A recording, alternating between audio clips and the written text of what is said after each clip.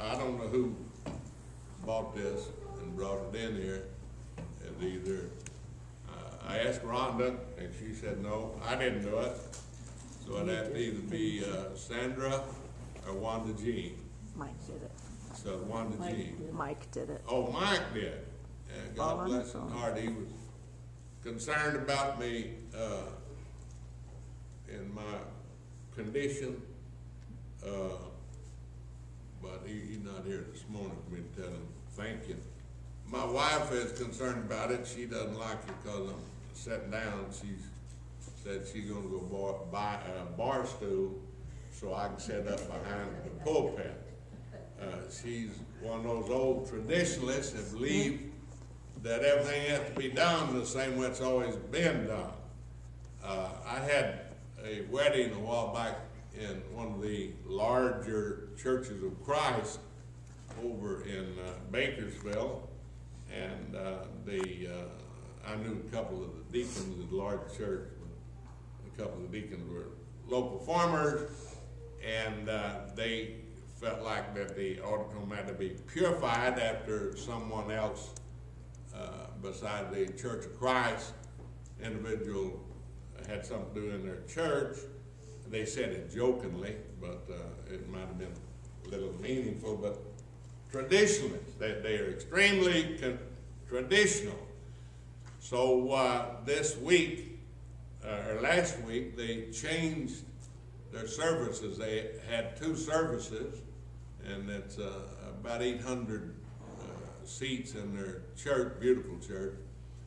And they changed the services. They have now a traditional a cappella type service, and then they have the rock and roll service. And some of them are having a real terrible time wanting to know what Reverend Campbell would think, or they didn't call him Reverend Pastor Campbell that started the Church of Christ would think having music in the church.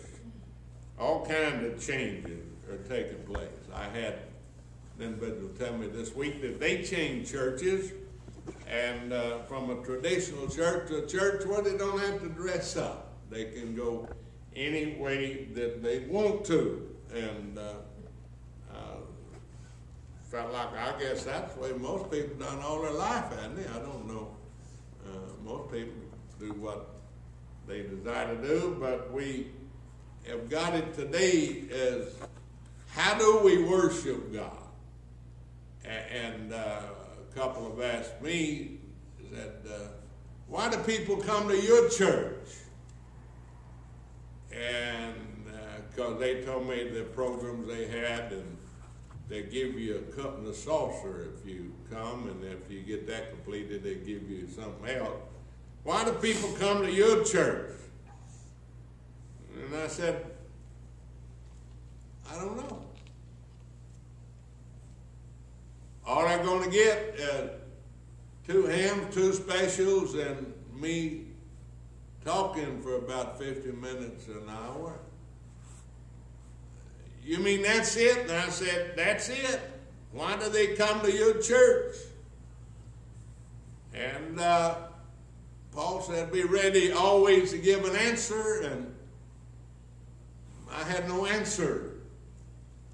I said, I guess it's just so that we can talk about God's Word and have fellowship one with another, and do like the Apostle Paul said, forsake not the assembling of thyself together, even so much more as you see the day approaching. Now, we're approaching a day in America, if you are like most people, you don't pay any attention to the news anymore, because you've just dismissed it as the same old stuff. Well, this week they have announced that the American economy is in the toilet, and that the Chinese government is now taking the monetary place of the American government, and the Chinese, I forgot what they call it, is taking the place of the dollar.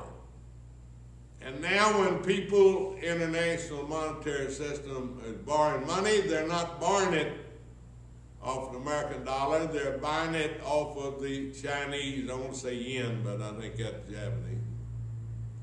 Because the Chinese are the only ones that have enough money to be able to loan to the capitalistic world that evidently is in a state of collapse. Glenn Beck had a huge rally in Washington, D.C. yesterday that there was a lot of emotion and advertising about. And what he was talking about is a returning to God and America returning to a place of honor. Things that we can dream about. But we've been talking about what God's Word declares unto us and tells us that we have to do in order to have a position or fellowship with God.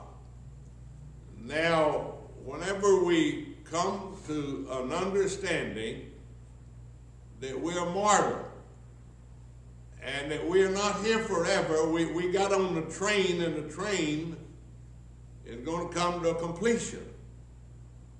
And we are going to give an account to God for the deeds done in our body. God allows us to do whatever you want to do. Now, there's consequences to sin, but everything that happens to us that is uncomfortable or injurious or sick does not mean that we are that way because we are a sinner, because we're all sinners.